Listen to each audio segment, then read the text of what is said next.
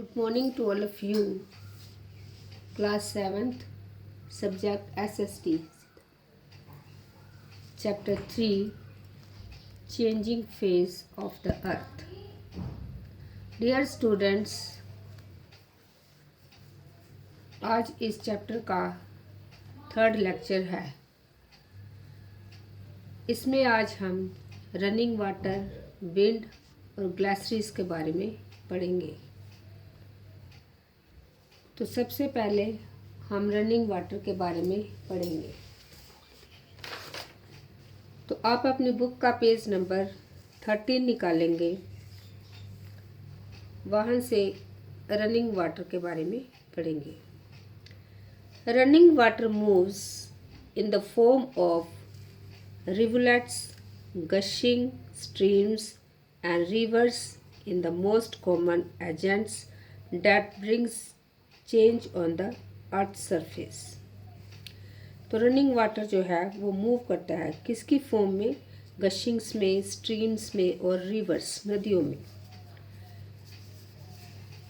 किसके लिए मूव करता है? कि चेंज, अर्थ में चेंज लाने के लिए। The place from where river starts its journey is called source and the place where it joins the sea is called mouth। तो जहाँ से ये प्लेस रिवर स्टार्ट करती है, शुरू होती है रिवर, उस जर्नी को हम बोलेंगे source. And the place where it joins, और जहाँ ये जाकर मिल जाती है समुंदर में, सी में मिल जाती है, उसको हम बोलते हैं माउथ।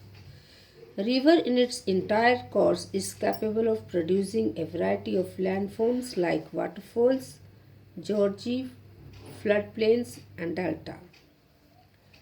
अब दूसरा जो पॉइंट है वो है विंड। अब विंड के बारे में हम पढ़ेंगे। Is one of the important agents of bringing change on the surface of the earth. ये भी एक बहुत इम्पोर्टेंट चेंज लाने के लिए, अर्थ में चेंज लाने के लिए इम्पॉर्टेंट है। हाउएवर इट्स रोल, अब इसका रोल क्या है? However its role is more vivid in dry regions and deserts. इसका रोल कहाँ पे होता है? ड्राई रीजन्स में होता है और डेजर्ट्स में होता है। In desert wind is capable of producing a variety of features like mushroom rocks, sand dunes, loess and plateaus etcetera. Winds erode the lower section of the rock more than the upper part.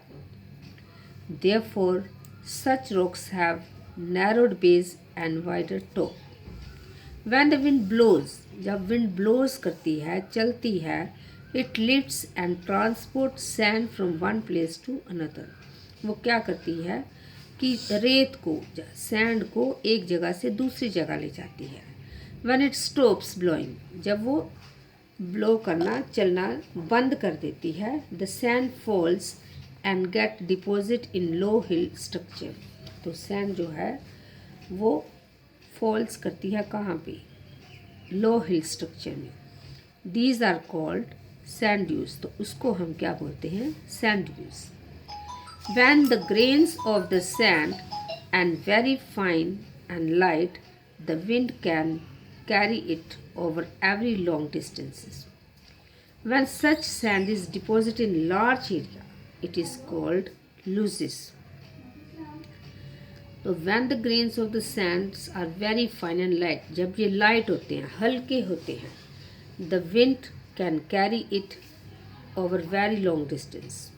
तो wind इनको, हवा इनको बहुत दूर तक distance में ले जाती है। But when such sand is deposited in a large area, it is called loess। तो इसको हम क्या बोलते हैं? loess। अब हम पढ़ेंगे ग्लेशियर्स के बारे में कि ग्लेशियर्स क्या होती है। Are rivers of ice which too are capable of changing the surface of the earth। Their work is not only confined to temperate and polar region, but also they can produce a variety of features in high altitude areas।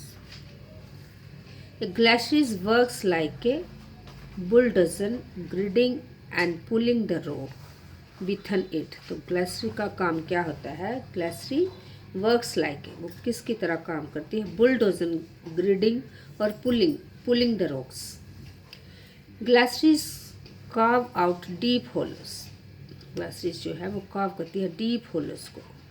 The important features carved only by glaciers include U-shaped valleys, moraines, conical peaks, etc.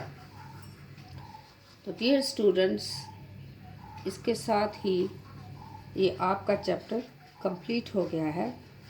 कल इसके question answer, tick the correct answer, match the correct pairs from the 2 columns, ये मैं आपको कराऊंगी। तो अभी black board पर मैंने homework लिखा है, व्हाट इज़ ग्लेशियर्स। तो ग्लेशियर्स क्या है, इसका आंसर ब्लैक बोर्ड पर दिया है, तो आप उसको कॉपी पे उतारना और याद करना। तो इसका आंसर है glacier is a mass of ice which moves down slopes under the impact of gravity. तो इसी के साथ ये चैप्टर अभी समाप्त हो गया है। Thank you and have a nice day.